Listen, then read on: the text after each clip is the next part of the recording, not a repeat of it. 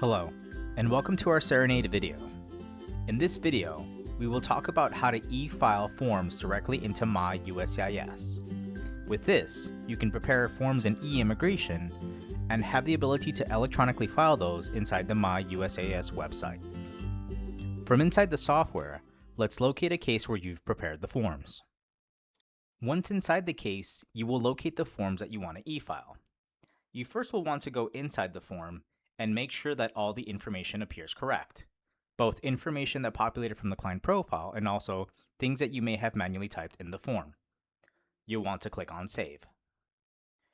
Once your form is ready to be e-filed, to the right of the form you'll see a column where it says e-filing, the status is ready, and a button to schedule.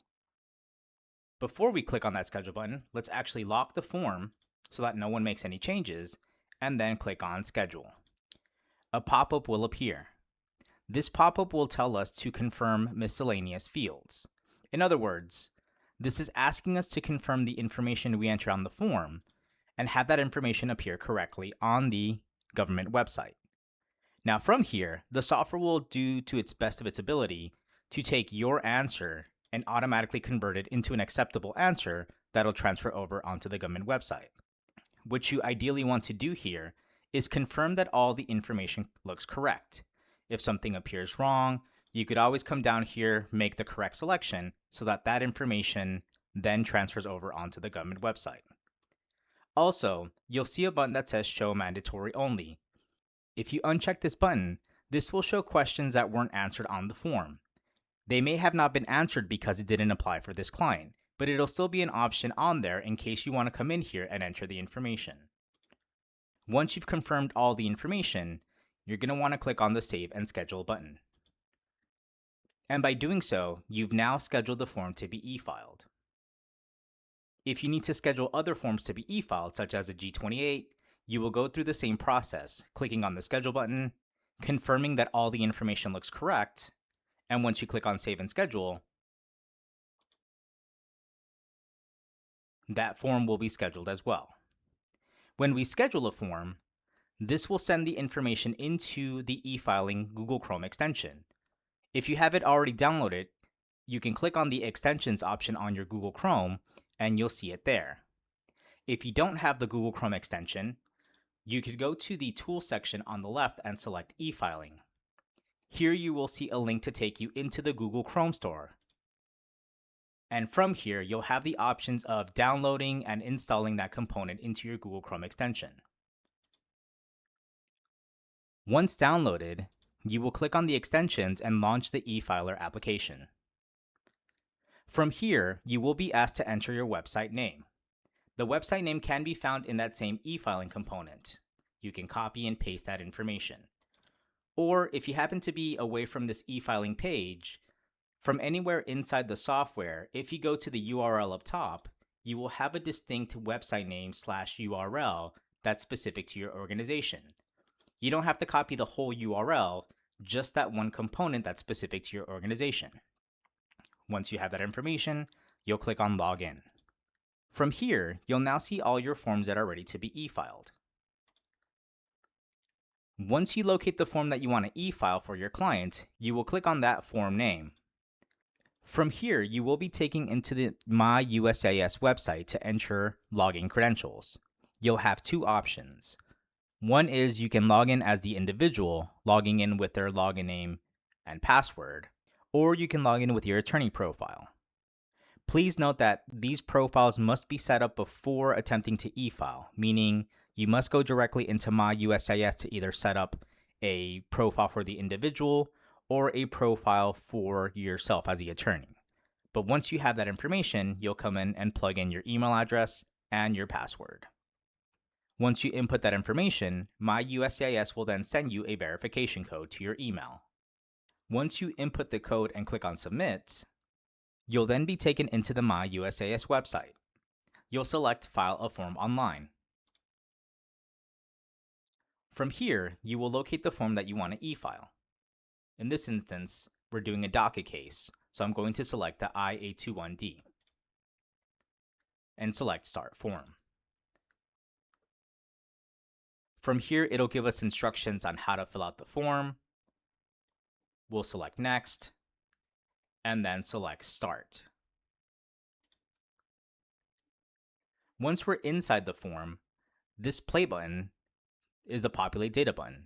And if we click on it, the information we had on eIMMIGRATION starts to come over onto the government website. The more information you have on the form, the more information populates. When clicking on Next, you'll click on that Populate Data button again. Same thing, the more information you have, the more information will populate onto this form. You will go page by page clicking on that Populate Data button, going through all the sections of the form and successfully e-filing this form for your client. If you happen to reach areas that ask for the G28, all you have to do is click on the G28 button on your Google Chrome extension and then continue going into the form that you were working on. You'll navigate to the area where it asks for G28 information, and then you'll be able to click on that Populate Data button. Once you are done e-filing a form, you can then come back to your Google Chrome extension, click the Select drop-down menu, and select Complete. Here you will be asked a reference number, which could be the receipt given to you, or any number you wish to input here.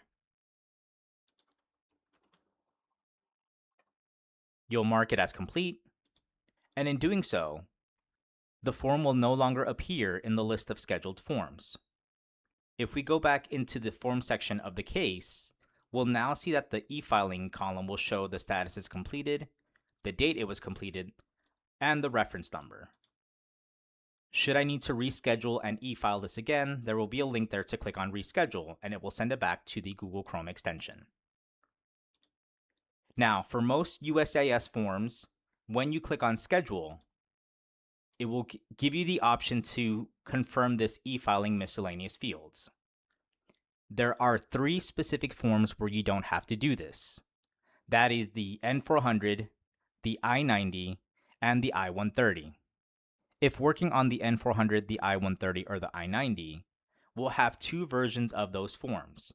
You want to make sure that you have the version that's called the Intake Form Wizard, as that's the e-fileable version of the form. You can confirm that because on the e-filing column, you'll see a schedule button. If you have already worked on the regular version of the N400, you have the option of transferring that form content onto the Intake Form Wizard. If you click on the Select drop-down menu, you'll see Transfer Data to Associated Forms.